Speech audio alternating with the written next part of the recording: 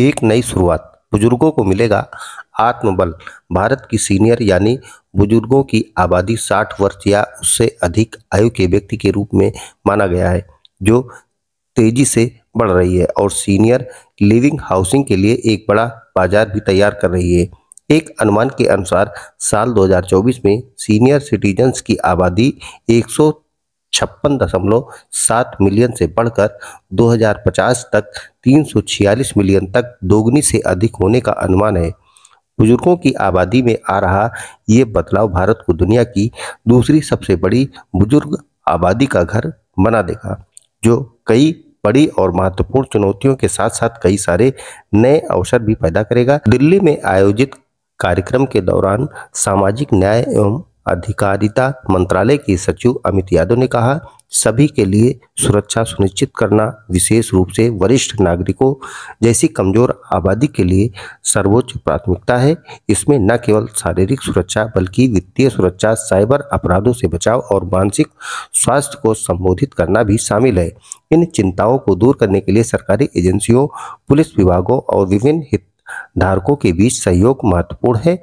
Rajit Mehta, chairman ASLI अंतरा senior care ने कहा कि भारत में सीनियर सिटीजन्स की आबादी 2050 तक 300 मिलियन 30 करोड़ से अधिक होने का अनुमान है, जो कुल आबादी का लगभग 20% है। ऐसे में बुजुर्ग आबादी की हर तरह से देखभाल के लिए अलग अलग सर्विसेज की मांग में काफी तेजी से बढ़ोतरी होने वाली है। वर्तमान में भारत के केवल 5% बुजुर्गों के पास इंस्टीट्यूशनल केयर की सुविधा उपलब्ध है और आधे से अधिक बिना किसी सोशल सिक्योरिटी के जी रहे हैं। अंकुर गुप्ता को फाउंडर ASLI और ज्वाइंट मैनेजिंग डायरेक्टर आसियाना हाउसिंग ने कहा कि ये ट्रेंड इसलिए भी महत्वपूर्ण है क्योंकि सिंगल सीनियर्स, विशेष रूप से महिलाओं की संख्या बढ़ रही है, जिनकी औसत आयु अधिक है।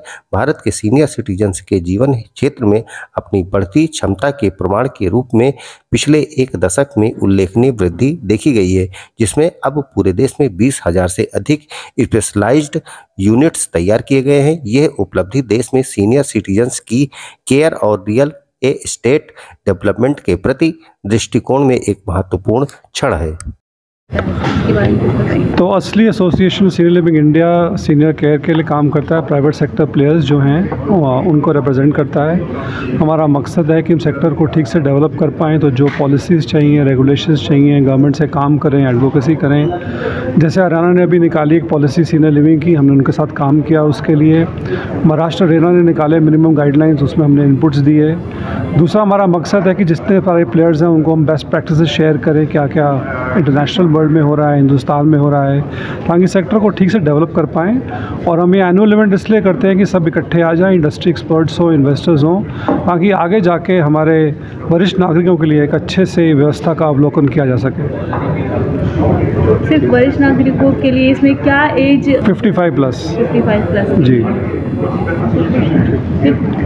क्या सुविधाएं रहेंगी इस फेस्ट में? सॉरी, क्या बोल रहे हैं? इस बार अगर बात किया जाए 2024 में जो असली एजेंसी का फेस्ट जो हो रहा है, उसमें अगर बात कर लिया जाए सीनियर सिटीजन को लेकर क्या आने वाले वक्त की जो है सुविधाएं दी जाएंगी और क्या योजनाएं? हाँ, देखिए, सीनियर लिविंग जो है, सीनियर केयर, ये पूरा एक सेगमेंट है जिसमें इंडिपेंडेंट जो है, जो 60 हो गया लेकिन इंडिपेंडेंट है, उसको लेके 80-85 मतलब जिसको एवरी डे हर टाइम एक सपोर्ट चाहिए, ये पूरा जो कंटिन्यूम जो हम बोलते हैं, वो कंटिन्यूम में जो सपोर्ट करने के लिए उसका जो ग्रोथ है वो होने के लिए जो होना चाहिए वो हम असली की तरफ से, और हम जो JLL जो उनका पार्टनर है, रिसर्च पार्टनर है, ये हम रिसर्च कर रहे हैं इसमें क्या सबसे अच्छा हो सकता है कि ये जो सेगमेंट है, जो बहुत ही छोटी सेगमेंट है, ये कैसे बढ़े।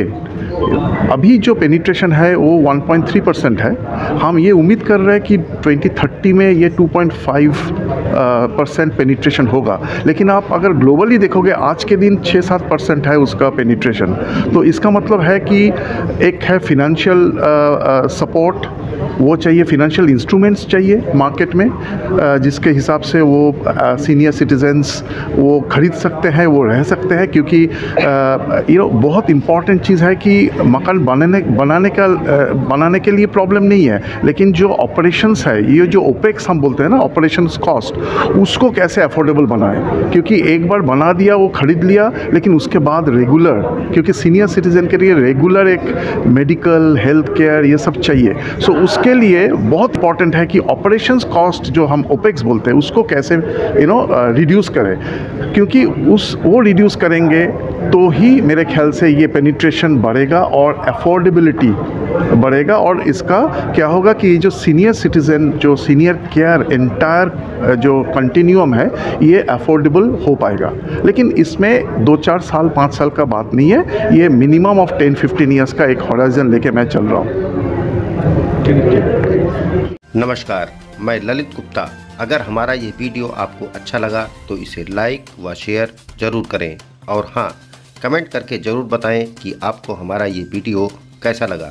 यदि आपने हमारा ये चैनल सब्सक्राइब नहीं किया तो ज़रूर करें, ताकि देश दुनिया की कोई खबर मिस ना करें।